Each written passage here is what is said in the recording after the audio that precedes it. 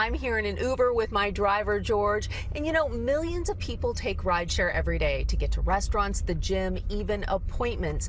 But now a new trend is emerging. Some sick people are calling an Uber or Lyft instead of an ambulance to get to the ER. It's a sign of the times. More and more people calling an Uber or Lyft for a ride to the emergency room, skipping the more expensive and sometimes slower to respond ambulance. You think you might be having a baby. Yeah. And you took an Uber car. Well, I didn't have a ride. Yeah. Okay. So You don't want your water to break in your own car. Yeah. No. Drivers say it's becoming a trend. Have you ever taken anybody to the emergency room? All the time. All the time. All the time. Chandra Steele knew she needed to get to the ER fast. I was having some internal bleeding. A New Yorker, Chandra tried hailing a taxi, but someone else grabbed it first. So she called for an Uber. I was very anxious when I was in there. I was anxious about my medical condition overall. I did have concern for the driver as well. I didn't want to panic him. They got to the hospital and everything turned out fine, but not all drivers are happy to transport sick and injured people. On a driver forum, one wrote about a passenger who wanted to go to the ER with a badly cut hand. They didn't want to get blood in their car, so they called an Uber. I said no thanks and drove off. Some doctors warn taking a rideshare to the ER could be a risky ride. Do you have concerns about patients coming in a rideshare instead of an ambulance?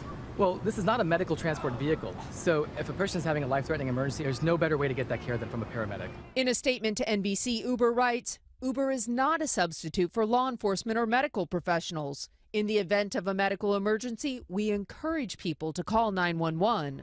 But a rideshare to the ER worked for Chandra Steele. I, of course, gave him 5 stars and wrote a nice little note with it. One other benefit, rather than waiting months to get a hefty ambulance bill, patients tell us they know exactly what that trip will cost them to the ER. And even with surge pricing, it's a lot less than an ambulance ride.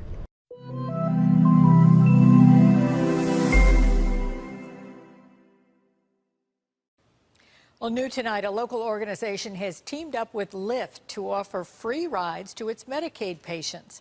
News 4's Dave Graber has details on this. Dave? Well, Jackie, currently up and running is a one-of-a-kind program, still in its infancy, that's using ride-sharing services to take people to and from their medical appointments. The Greater Buffalo United Accountable Care Organization is teaming up with other medical providers in Erie County and Lyft, and they say it could save them millions of dollars. A 30 to 60-day pilot program is underway to help transport patients during the hours that are typically not covered by traditional medical transport.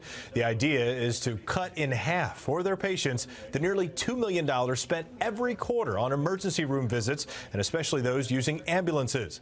Lyft would also drive patients to preventative medical visits, which doctors say would save more money in the long run. Now, Lyft basically would pick up a patient, and a patient would then call their care coordinator, which contacts the doctor, which then would authorize the Lyft, meaning patients really don't need an app just to get a ride.